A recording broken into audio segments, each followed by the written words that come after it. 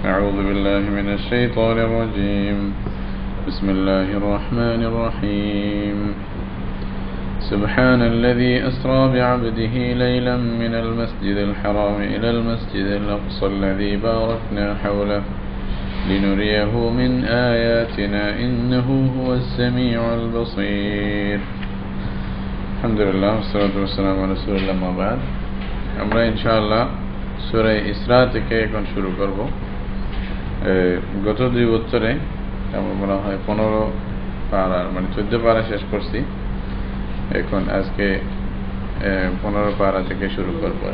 সুবহানাল্লাযী আসরা থেকে শুরু করব। তো এই সূরাতে আল্লাহ রাব্বুল আলামিন প্রথম শুরু করতেই শব্দ আনলেন সুবহানা। সুবহানা শব্দটা আসলে মানে কোরআনে মাজিদে যেখানে ব্যবহার হয় এটা আসলে ইয়ার জন্য, এই যে আশ্চর্য কিছু বোঝানোর জন্য মানে সুবহানা শব্দটা স্বাভাবিকভাবে ব্যবহার হয়। তো এই সূরার শুরুতেই এই সূরার একটা নাম ইসরা আছে, যেমন এটাকে আবার বনি ইসরাইল বলা হয়, ইসরাও বলা হয়। শুরুতে আল্লাহ তাআলা যেহেতু সুবহানা বললেন, তাহলে এটা আশ্চর্যজনক কোনো খবর আল্লাহ তাআলা বলবেন বিদায় সুবহানা বলছেন। তো এই শব্দটাই সুবহানা শব্দটাই এটা প্রমাণ করে যে রাসূলুল্লাহ সাল্লাল্লাহু আলাইহি ওয়াসাল্লামের যে ইসরা এবং মেরাজের কথা এখানে বলা হচ্ছে এটা আশ্চর্যজনক ছিল। তো আশ্চর্যজনক হবে কখন? এখানে দুটি মানে হয়তো চিন্তাধারা আছে। কেউ বলে যে এটা শারীরিক ছিল, আর কেউ বলে যে এটা শারীরিক না রূহানি ছিল, শুধু মানে আত্মার দিক দিয়ে রূহানিভাবে এই সফরটা হয়েছিল। কিন্তু যদি শুধু রূহানিভাবে সফরটা হয়ে থাকতো তাহলে এটা আশ্চর্যের কোনো বিষয় হতো না, কারণ স্বপ্ন দেখা, রূহানি মানে স্বপ্ন দেখা হবে। স্বপ্ন দেখা এটা স্বাভাবিক বিষয়, মানুষ স্বপ্ন দেখতে পারে, এখানে আশ্চর্যের কি আছে? তো এটা তো নবী কেন, অন্য কেউ দেখতে পারে। তো রাসূলুল্লাহ সাল্লাল্লাহু আলাইহি ওয়াসাল্লামের ব্যাপারে আল্লাহ তাআলা এখানে যে আশ্চর্যজনক একটা জিনিস মানে বলতেছেন, এটা হলো নিশ্চয় রাসূলুল্লাহ সাল্লাল্লাহু আলাইহি ওয়াসাল্লাম শ্বশুরে গিয়েছিলেন বিদায় আশ্চর্যের বিষয় হয়েছে, যেটা স্বাভাবিক সবার পক্ষে সম্ভব না। তাহলে এটাও একটা বড় প্রমাণ, এই শব্দটাই প্রমাণ যে রাসূলুল্লাহ সাল্লাল্লাহু আলাইহি ওয়াসাল্লামের মেরাজ শ্বশুরে হয়েছিল, এটা যেটা এখানে বয়ান করবে। তো এটা তো এটা শুরু করেই মাশাআল্লাহ মানে আল্লাহ তাআলা মানে তারপরে শুরু করতেছেন আল্লাযী আসরা বিআবদিহি লাইলান মিনাল মাসজিদিল হারাম। এই যে ওই জাত সবচেয়ে বেশি মানে পবিত্র কোন জাত? মানে যে আল্লাহ আসরা বিআবদিহি লাইলান, যে নিজের বান্দাকে, আসরা ইউসরি সারায়াতান, এটা মানে রাত্রিকালীন ভ্রমণ করানো। তো আসরা শব্দ হবে কি? রাত্রিকালীন ভ্রমণ করানো। যে আল্লাহ রাত্রে ভ্রমণ করাইছেন কাকে? বিআবদিহি, নিজের বান্দাকে। এই যে রাত্রিকালীন ভ্রমণ করার পরে লাইলান আবার বলতে হয় না, তারপরেও আবার তাকিদ হিসেবে লাইলান শব্দটা আসতে পারে, মানে যে রাত্রেই ছিল এটা নিশ্চিত, এটা মানে ক্রিয়া নয়।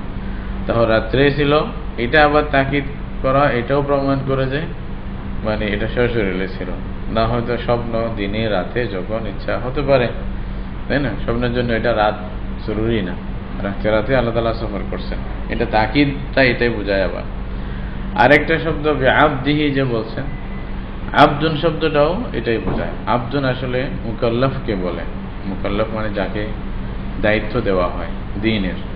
তাহলে দ্বীনের দায়িত্ব যার উপর আসে তখন তাকে আবদুন শব্দ দিয়ে ব্যবহার করা হয়। তো বিআবদিহি যখন বলা হবে যে মানে আল্লাহর মানে আব্দ হওয়ার জন্য এটা রূহ এবং শরীর দুটোটার সমষ্টি হতে হয়, যদি না হয় তাহলে এটাকে আব্দ বলা হবে না, তাই না? তা আল্লাহ রাব্বুল আলামিন এখানে যেহেতু আব্দ বলছেন, তাহলে বোঝা যায় এটা শ্বশুরেলেই ছিল। আসলে রাসূলুল্লাহ সাল্লাল্লাহু আলাইহি ওয়াসাল্লামকে শ্বশুরেলেই নেওয়া হয়েছিল। কোথায়? তাহলে এই আয়াত মানে ছোট্ট একটি মানে আয়াতের প্রথম শব্দের মধ্যে 3টা প্রমাণ আমরা পাইতেছি যে রাসূলুল্লাহ সাল্লাল্লাহু আলাইহি ওয়াসাল্লামের মেরাজ শ্বশুরেলে ছিল।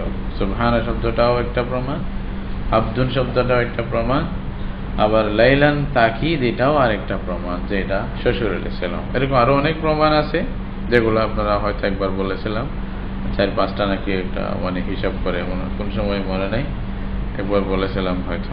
কয়টা দলিল আছে মানে যে শ্বশুরেলে ছিল এটার উপরে। তো রাসূলুল্লাহ সাল্লাল্লাহু আলাইহি ওয়াসাল্লামকে আল্লাহ রাব্বুল আলামিন রাত্রিকালীন ভ্রমণ করালেন কোথা থেকে? মিনাল মসজিদিল হারামি ইলাল মসজিদিল আকসা, মসজিদে হারাম থেকে কতটুকু পর্যন্ত? মসজিদে আকসা পর্যন্ত। এই মসজিদুল হারাম এটাও জানেন আপনারা, মসজিদুল হারাম এটা মক্কা শরীফে, এটা আসলে বাইতুল্লাহ এটাকে অথবা এটার আশেপাশে যে মসজিদ আছে এটা সবাইকে মসজিদুল হারাম বলতেছে আর কি। তো এখন বর্তমানে মসজিদুল হারাম বলতে যেটা বোঝায় এটা কাবা না, কাবার আশেপাশে যেটা মসজিদ চতুর্পাশে এটাকে মসজিদুল হারাম বলতেছে। তবে বাইতুল্লাহ এটার একটা অংশ, কারণ মসজিদুল হারামের আসল বুনিয়াদ হলো কি? বাইতুল্লাহ। যদিও বা এখন কাবা একটা, মসজিদুল হারাম পাশেরটা, কিন্তু মানে ইসলামী পরিভাষা হিসেবে আপনি পুরাটাকেই মসজিদুল হারাম বলতে পারেন। তো মসজিদুল হারাম যেহেতু এটা মেইন ভিত্তি, এটা থেকে মসজিদুল আকসা পর্যন্ত নিয়ে গেছিলেন। আল আকসা শব্দ এটার অর্থ হলো দূরে, অনেক দূরে আর কি। তো মসজিদুল আকসা এটা বাইতুল মুকদ্দাসে। তো কতটুকু দূরে? এটা মসজিদুল হারাম থেকে তখনকার হিসাবে প্রায় 40 দিন সফর করতে হইতো একজন মানুষ ওখানে পৌঁছার জন্য।